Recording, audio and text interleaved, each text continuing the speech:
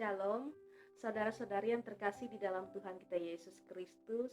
Pada saat ini kita akan bersama-sama belajar akan kebenaran firman Tuhan, di mana firman Tuhan yang menjadi dasar untuk perenungan kita pada saat ini diambil dari kitab Perjanjian Baru, yaitu kitab 1 Yohanes pasal 2 ayat 12 hingga ayatnya yang ke-17. Sebelum kita bersama-sama merenungkan firman Tuhan pada saat ini, mari kita berdoa, kita memohon pimpinan Roh Kudus. Ya Allah Bapa, di dalam Tuhan kami Yesus Kristus, terpujilah Engkau ya Tuhan. Pada saat ini kami ingin bersama-sama belajar serta merenungkan akan kebenaran firman-Mu.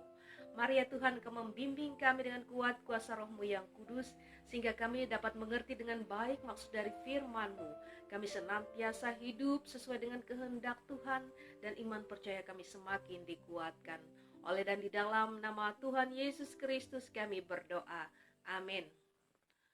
Saudara-saudari yang terkasih, pada saat ini saya mengangkat tema untuk renungan kita, yaitu mengalahkan keinginan duniawi. Hidup kekristenan adalah hidup yang tidak mudah. Sebab hidup kekristenan adalah sebuah peperangan rohani, di mana kita berperang melawan iblis sebagai musuh yang utama. Dan peperangan selanjutnya adalah peperangan melawan cara hidup duniawi.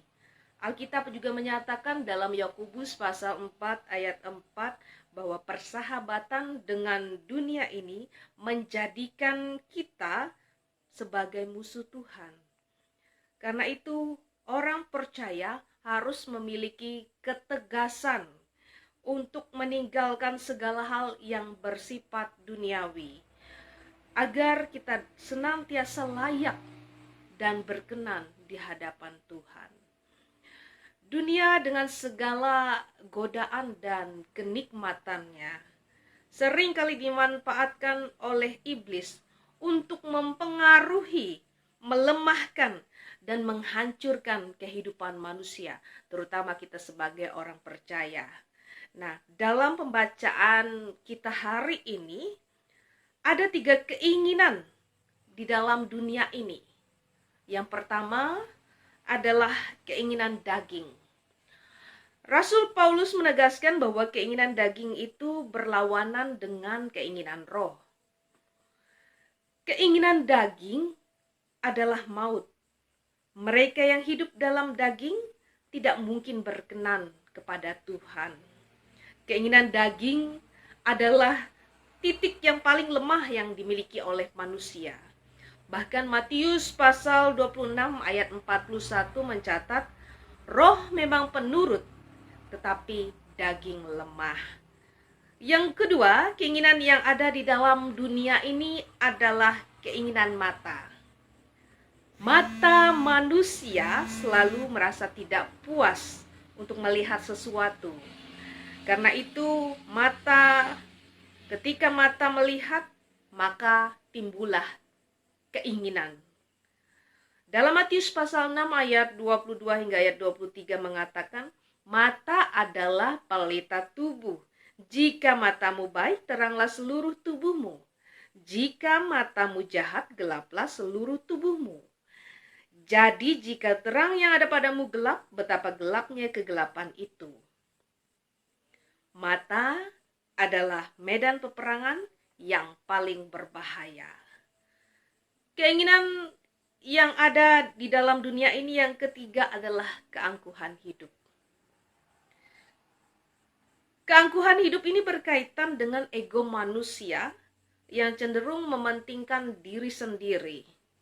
Ingin dipuji, ingin dihormati, ingin dihargai, dan ingin dilayani. Ego manusia ini seringkali menjatuhkan manusia ke dalam dosa, yaitu dosa kesombongan. Oleh sebab itu, mari kita senantiasa berhati-hati, sebab dosa kesombongan adalah dosa yang sangat besar di mata Tuhan. Saudara-saudari yang terkasih di dalam Tuhan kita Yesus Kristus, belajar dari kebenaran firman Tuhan yang diperhadapkan bagi kita pada saat ini. Mari kita bersama-sama berjuang, berperang, mengalahkan segala keinginan dunia. Dan orang percaya harus benar-benar mati dari segala keinginan dunia ini. Dunia sedang lenyap dengan keinginan-keinginannya. Tetapi orang yang melakukan kehendak Allah tetap hidup selama-lamanya. Amin. Tuhan Yesus memberkati. Mari kita kembali berdoa. Terima kasih Tuhan, kami telah bersama-sama belajar akan kebenaran firman-Mu. Kiranya kami senantiasa dimampukan untuk mengalahkan segala keinginan duniawi, yaitu keinginan daging, keinginan mata, bahkan menjauhkan diri dari keangkuhan hidup. Engkau yang senantiasa menuntun kami dan memberi hikmat, sehingga kami senantiasa hidup sesuai dengan kehendak-Mu.